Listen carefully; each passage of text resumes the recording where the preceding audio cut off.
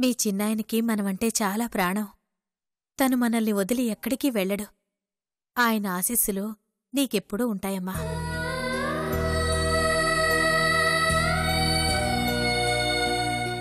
నువ్విలా బాధపడుతూ ఉంటే మీ చిన్నాయన ఆత్మ అస్సలు శాంతించదు. నువ్వు సంతోషంగా ఉండడమే తనకు కావాల్సింది.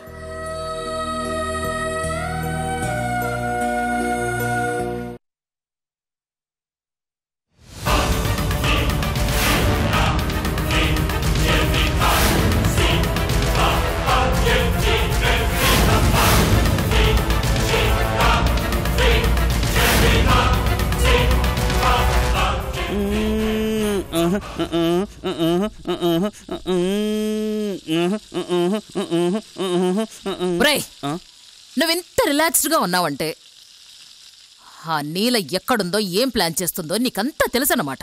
అవును, అయితే ఏంటి? ఏంటేంట్రా? అవతల సూర్య ప్రాణాలు ప్రమాదంలో ఉన్నాయి. వాడికి ఏదైనా అయితే నీల పరిస్థితి ఏంటో ఐడియా ఉందా నీకు అసలు?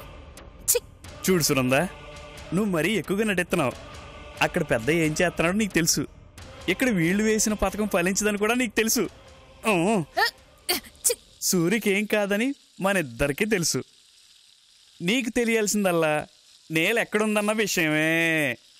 అది తెలుసుకోవడానికి నువ్వు తెగ ప్రయత్నిస్తున్నావు. కానీ నేను నీకు చెప్పనుగా. చెప్పకరా, వెళ్ళి అడుక్కుని తిను. రేపు నీకు ఆ పరిస్థితే వస్తుంది. అప్పుడు ఇద్దరం కలిసి ఇంచక్కా అడుక్కు తిందాం, సరేనా? చెప్తాన్రా, ఒక్కసారి పగ్గాలు నా చేతికి రాని మిమ్మల్ని అందరినీ. పగ్గాలా? పల్లీలేం కాదు, ఎల్లమ్మా ఎల్లు. ఇడియట్.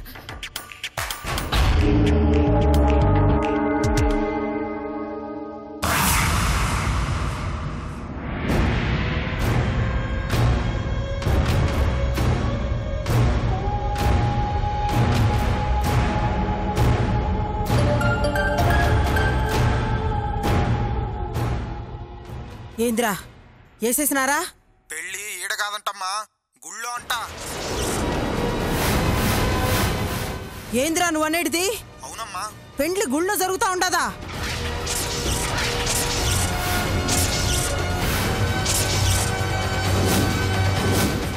ఇంద్రమ్మా ఫోని. రై, తిక్క తిక్కగా ఉండదా?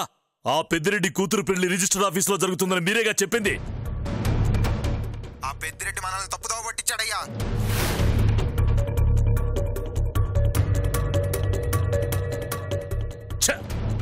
ఇంద్రమ్మ, ఆ పెద్దిరెడ్డిని మనం చాలా తక్కువ అంచనా వేసినాం. భలే దెబ్బ కొట్టినాడు. మన కండ్లు గప్పి గుడిలో పెండ్లి చేస్తున్నాడంట.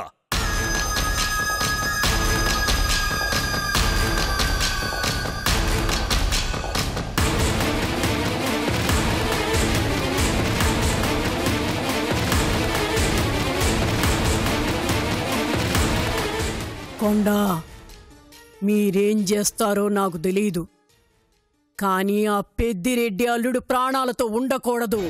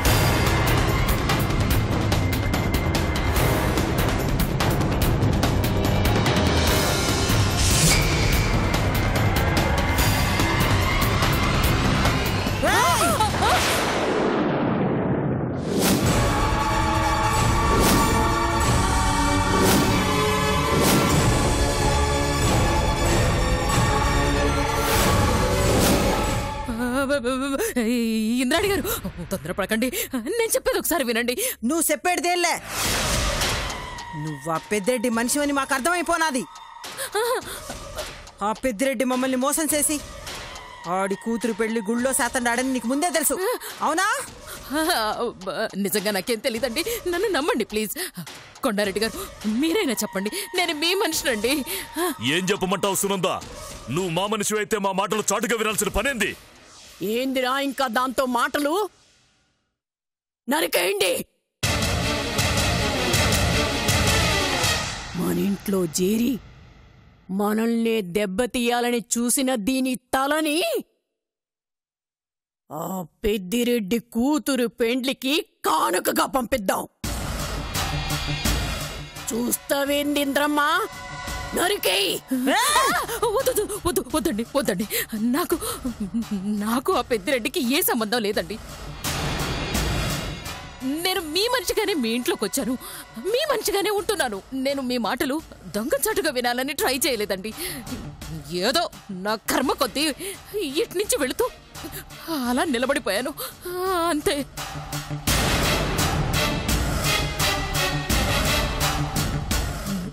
కొండారెడ్డి గారు మీరైనా చెప్పండి, నేను వాళ్ళ మనిషినైతే ఎన్ని రోజులు మీకెందుకు సాయం చేస్తాను? మమ్మల్ని నమ్మించి నీకు అయి ఉండొచ్చుగా. లేదండి, మీకెలా చెప్పాలో తెలియడం లేదు. సరే, నేను మీ మనిషిని అని నిరూపించుకోవడానికి నన్నేం చేయమంటారో చెప్పండి. ఏం చెప్పినా చేస్తావా? నా ప్రాణాలు తీసుకోవడం తప్ప నన్నేం చేయమన్నా చేస్తాను. సరే, నీకు 10 నిమిషాలు టైం ఇస్తుండాను. 5 నిమిషాల్లో నా మనుషులు గుడి బయట ఉంటారు. వాళ్ళు ఆడికి చేరుకునేసరికి ఆ పెద్దిరెడ్డి అల్లుడు గుడి బయటకు రావాలా?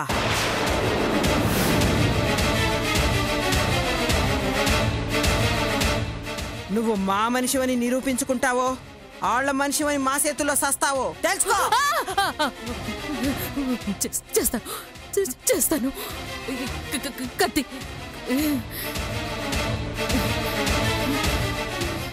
యాడికే? అదే సూర్యతో మాట్లాడాలి కదా. ఈడ నుండి కదలడానికి ఇల్లే, ఈడనే ఉండి మాట్లాడాలా? మీరిలా కత్తులు పెట్టి మాట్లాడమంటే నాకు మాటలు రావండి. కనీసం రూమ్లోకి వెళ్ళి మాట్లాడతాను. సరే, కానీ 10 నిమిషాల్లో ఏ విషయం తేలకపోతే 11వ నిమిషంలో నీ తల తెగిపోతుంది. ఓకే ఓకే, సరే. కత్తి.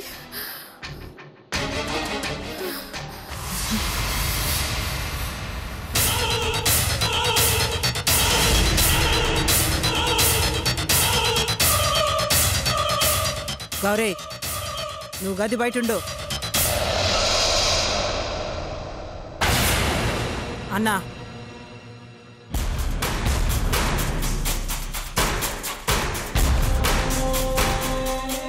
రే, మీరు గుడికాడికి పోండ్రా.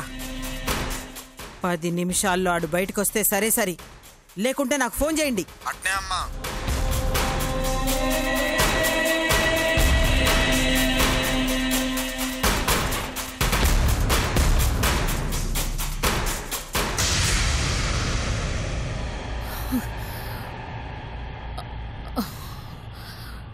అయ్యో,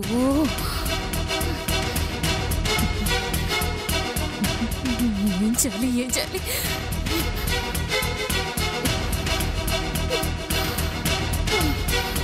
అయ్యో దేవుడా, ఏం చేయాలి నాయనా?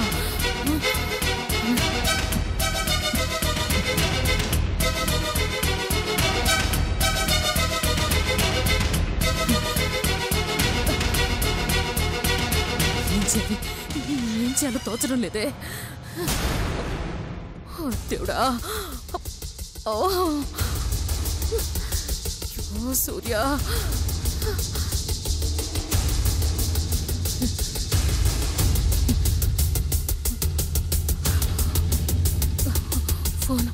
ఫోన్ ఎక్కడా?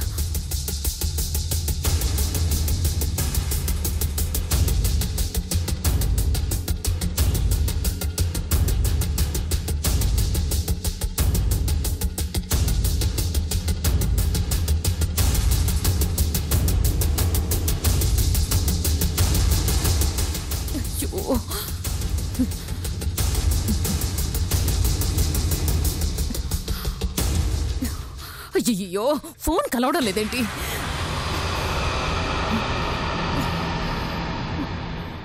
ఇంతకీ పెళ్ళయిందా లేదా?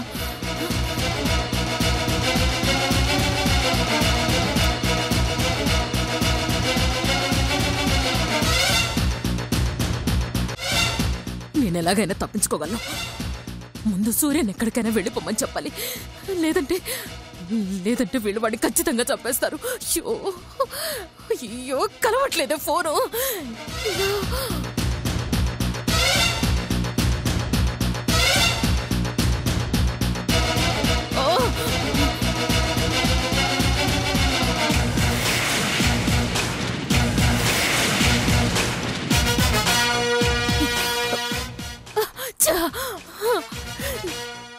సూర్య, సూర్య, అయ్యో సూర్య.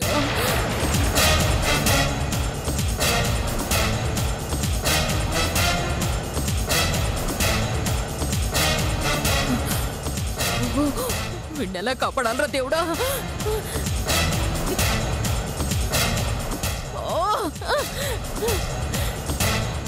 ఎక్కడున్నావురా సూర్య?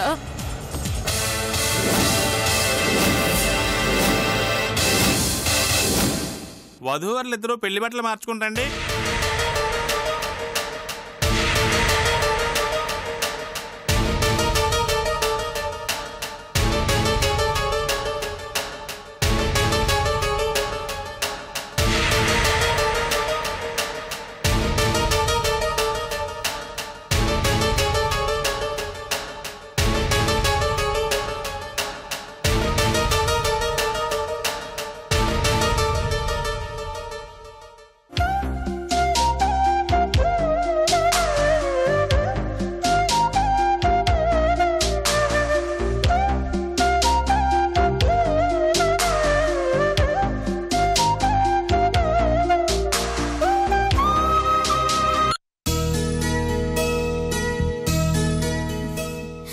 అన్నయ్య, నీలా నా కోళ్ళు ఏం చేస్తుందమ్మా?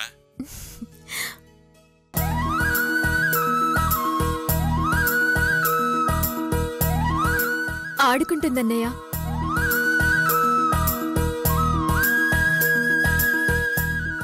అమ్మా నీలా, నువ్వు సూర్యతో మాట్లాడే సమయం వచ్చిందమ్మా.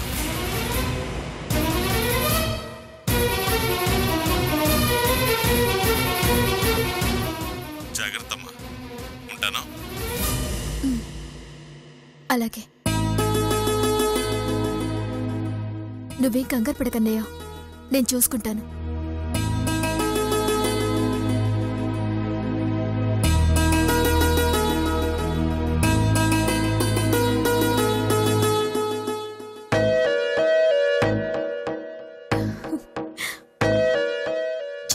పుట్టి 10 రోజులు కూడా కాలేదు. చూస్తుంటే 4 రోజుల పాపలా ఉంది. నాదిష్టే తగిలేలా ఉంది ఈ బుజ్జిదానికి. ఓ నాన్నా,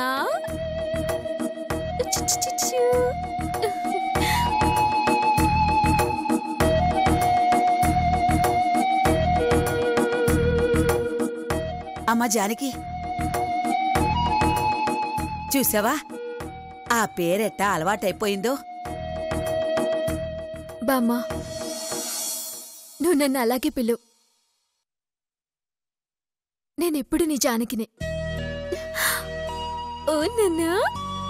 తెలుసమ్మా, నీది మంచి మనసు. కాని నీకే ఇట్టా ఎందుకు జరుగుతుందో, ఆ దేవుడు ఎందుకు ఇట్లాంటి పరిస్థితి కల్పించాడో అంతు చెక్కడం లేదు.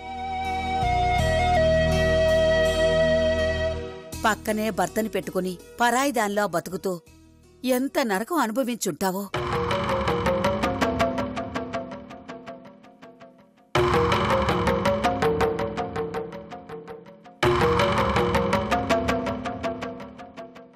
నిజం తెలియనంతవరకు నాకేం అనిపించలేదు.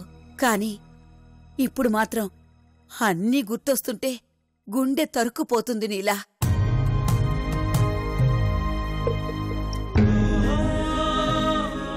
నీకు చిన్న వయసులోనే ఎన్ని కట్టాలొచ్చినాయమ్మా. ఆఖరికి బిడ్డని కనేటప్పుడు కూడా నీ వాళ్ళెవరూ నీకు తోడు లేకుండా పోయారు.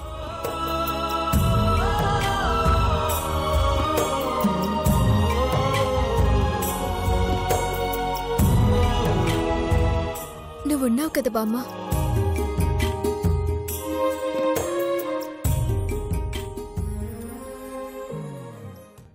ఈ గుణమేనమ్మా నీలో అందరికీ నచ్చేది. అందర్నీ అభిమానిస్తావు, ఆదరిస్తావు, సాయం చేస్తావు. ఇంతటి గొప్ప వ్యక్తిత్వం ఉన్న నీకు ఇంకెన్ని రోజులమ్మా ఈ కష్టాలు?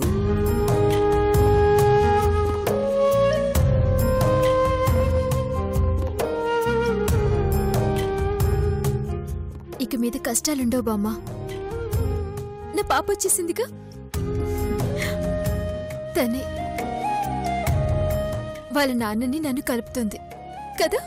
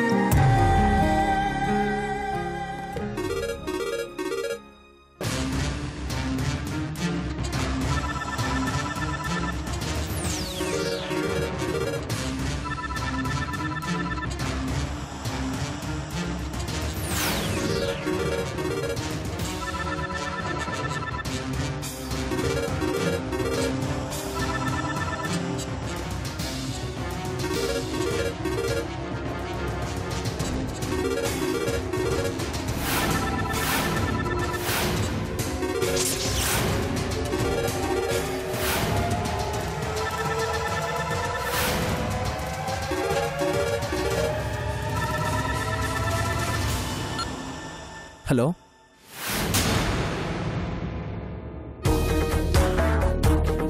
హలో, హలో, ఫోన్ చేసి మాట్లాడరే. ఎవరు? మిమ్మల్ని అడిగేది, మాట్లాడండి. ఎవరు? నీ కథానికి సమాధానాన్ని.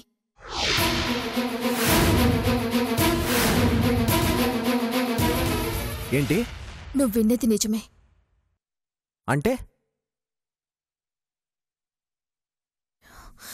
అగ్ని సాక్షిగా నువ్వు తాలి కట్టిన భార్యని. నీ నీలని.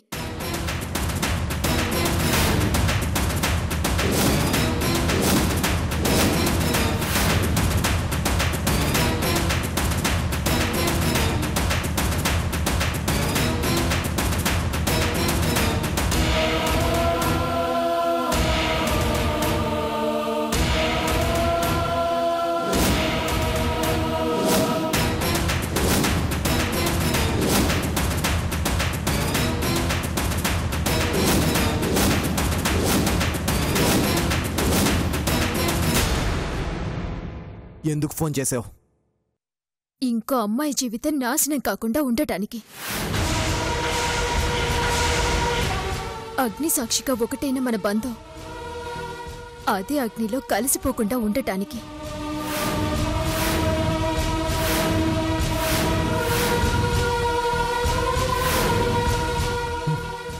బంధం? ప్రేమించి పెళ్లి చేసుకున్న భర్తని ఆస్తి కోసం మోసం చేసి చంపాలనుకున్న నీకు బంధాల విలువ కూడా తెలుసా? నేను నిన్ను మోసం చేయడం నీకు గుర్తుందా? నేను నిన్ను చంపాలని చేసిన ప్రయత్నం గుర్తుందా? ఎవరో చెప్తే నమ్మావు కానీ అదంతా నిజం కాదు. ప్రేమిస్తే ప్రాణమిస్తారు, ప్రేమించిన ప్రాణాన్ని తీయరు. నేను నిన్నెందుకు నమ్మాలి?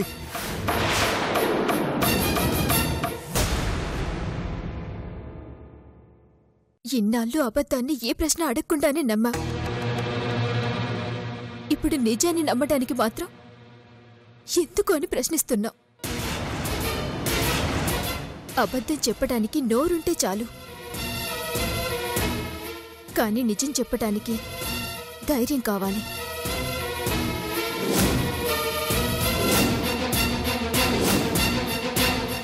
ఆ ధైర్యం నాకుంది. నీకు నిజం వినే ధైర్యం ఉంటే, విన్న తర్వాత తట్టుకునే శక్తి ఉంటే నేను చెప్పిన చోటికి రా.